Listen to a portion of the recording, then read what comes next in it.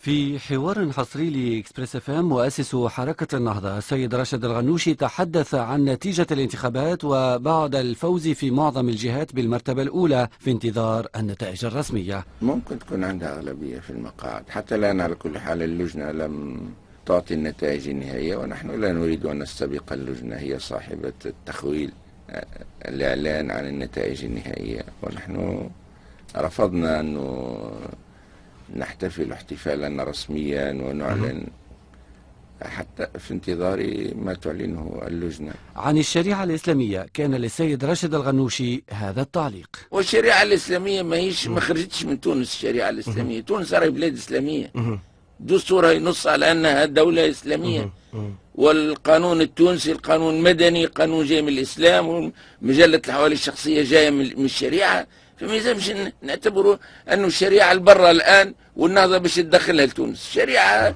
تونس هذا بلد إسلامي. أما حول العلاقات مع دول العالم، رفض الغنوشي التطبيع مع إسرائيل. ونحن ليس عندنا في علاقاتنا الخارجية ما عندناش دولة نقولوا نحن في حالة قطيعة معها إلا إسرائيل. هذه الدولة الوحيدة اللي نحن بشكل مبدئي لأنها دولة احتلال. بعد 14 جانفي تبدلت علاقة العالم بنا، مشيت لفرنسا ومشيت لألمانيا ومشيت لإيطاليا وسويسرا، العالم كلهم فتح أمامنا بعد سقوط جدار بن علي، العالم فتح قدامنا الحمد لله. كما تحدث مؤسس حركة النهضة عن مجلة الأحوال الشخصية وإمكانية التنقيح فيها. ومجلة الأحوال الشخصية نعتبرها جزءا من الاجتهاد الإسلامي، وهذا هو ما يثبته التاريخ. التاريخ يثبت بأن هذه المجلة أصلها وضع نسختها الأصلية عدد من الشيوخ من على رأسهم الشيخ عبد العزيز عيط رحمه الله. مجلة في جوهرها في أصلها إسلامية، ما عدا فصلين فيها: فصل التبني، وهذا يمكن تستغنى عليه المجلة وما يغير حتى شيء من حقوق المرأة. دونك اليوم معناتها ماذا بيك ممكن ما يغير حتى شيء من حقوق المرأة، ويستبدل مبدأ التبني بمبدأ الكفالة، لأنه الإسلام لا يدعو إلى أنه اللقيط هذا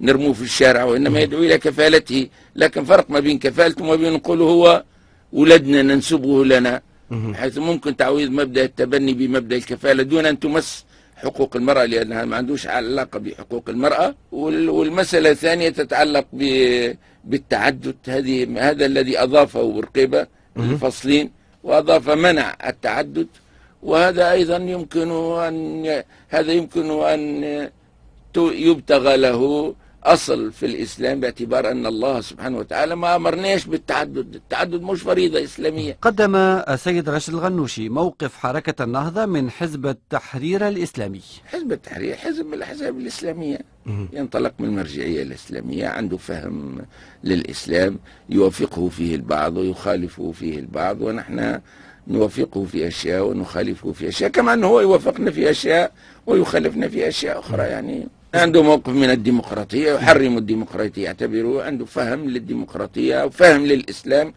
يقيم تناقضا بين الإسلام والديمقراطية. نحن لا نشاركه في ذلك، نعتبر بأن الديمقراطية هي التطبيق السليم للشورى. الشورى بقات مبادئ عامة وقضية أخلاقية، جاءت الديمقراطية أعطتنا أدوات: الانتخاب وتعدد الأحزاب والبرلمانات ومحكمة دستورية، هذه كلها أدوات تجعل الشورى عندها سقين تمشي على الأرض. وحول مسألة التحريم أو المنع بالقانون للخمر وفرض الحجاب، كان لمؤسس حركة النهضة الموقف التالي: حرم عليهم، من تفرض عليهم تحريم الخمر تولي الديار الكل معاصر متاع خمر. وهذا اللي حصل في الولايات المتحدة في 1920، وقت اللي حرموا الشراب، مش حرموا معناها منعوه بالقانون. بعد 10 سنوات تراجعوا عنه. علاش؟ لأنه تبين أنه الديار الكل ولات معاصر متاع خمر وبيع سري للخمور. ممكن الولايات المتحدة ما تشبهناش، ولكن كانوا صريحين صارت في الدول الإسلامية. وهذا نشوفوه في الحجاب. الدول اللي تفرض الحجاب على المرأة نرى أن إنسان مجرد ما يطلعوا شوية من الدولة هذيك ينحيوا كل شيء. ينحيوا كل شيء. أنا مرة حضرت في بلاد من هالبلدان هذه اللي تمنع الحجاب بالبوليس السياسي. في المطار الطيارة كلها كانت متحجبة، مجرد ما طلعنا شوية في الجو طارت الحجابات الكل. هذا إفلاس يعتبر أخلاقي وإفلاس ديني.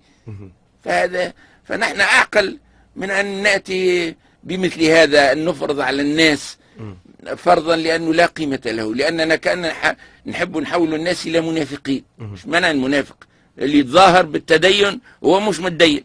فالدولة بأدواتها ممكن تفرض هذا. بن علي حب يفرض منع الحجاب. إذا ما نفرضوا حد شيء، ما نفرضوا حد شيء، واضح جدا. ما نفرضوا حد شيء. الناس ما يأكلون وما يشربون وما يلبسون وما يعتقدون هذه قضاياهم الخاصة. كما قدم أفكار الحركة ومواقفها من قائمة العريضة، وصاحب هذه القائمة الهاشمي الحامدي، وعلاقة الحركة مع بقية الأحزاب، حيث أعلن بشكل غير مباشر رفض التحالف مع العريضة. نحن باش نتحاوروا مع القوى التي ناضلت ضد الدكتاتور. هذوك أصدقائنا وهذوك حلفائنا. كما شكون؟ مثلا الدكتور مرزوقي، بن جعفر، وغيره حتى الشابي، كل الناس اللي ناضلوا ضد الدكتاتورية نحن نعتبرهم حتى ولو خالفونا في الرأي هؤلاء رفاق نضال، رفاق مسيرة نضالية. حمل همامي من الناس ناضلوا ضد الدكتاتورية وامثالهم، كل الناس اللي ناضلوا ضد الدكتاتورية نعتبرهم حلفاء موضوعيين. ما نقدروش أنه نتناقضوا مع أنفسنا. ثم ثورة في البلاد، ثم ثورة وطاحت بديكتاتور وطاحت بحلفائه. وفي موقف السيد راشد الغنوشي من الحكومة المؤقتة الحالية قال: اللي ثبت جدوى ليش نغيروه؟ اللي هو نظيف من الوزراء ليش نغيروه؟ واضح. اللي مستعد يتعاون معنا ليش نغيروه؟ بالطبيعة. الطرف الآخر باش تحالف معنا عنده رأي زاد، مش وحدنا. نحن وزير المالية تمتع بسمعة حسنة. بكل حال يكفي السي الباجي شرفا أنه قاد هذه المرحلة اللي وصلت لنا ل 23 أكتوبر. هذا شرف له لا شك. أما عن المسألة الاقتصادية فكانت هذه أفكار حركة النهضة. نحن مع اقتصاد السوق، نحن مع الحرية الاقتصادية، مع حرية الاستثمار، مع تنمية الاستثمار في الداخل وجلب استثمارات خارجية، وهذا كله في إطار المال النظيف، مش المال متاع وشنو يجذبكم اقتصاد السوق؟ المال متاع المفسدين. المال النظيف، الإنسان اللي يخدم بحق، يخدم في ماله، من حقه ينمي ماله إلى أبعد مدى، يدفع الضرائب نتاعه، يدفع ما عليه، وربي يبارك له في رزقه. ونحن موقف الإسلام من المال إيجابي، ولذلك النبي صلى الله عليه وسلم يقول: نعم المال الصالح للعبد الصالح. وربي ما وصفش نفسه بأنه فقير. من أوصاف ربي من الأسماء الحسنى أن الله سبحانه وتعالى غني ولا فقير؟ الغني. الله الغني، ولذلك يحب الأغنياء. لأنه الفقير ينجم يدفع الزكاة ولا ما يقدرش؟ الفقير ما يقدرش يؤدي واجب الزكاة. الفقير ما يقدرش حتى يمشي للحج.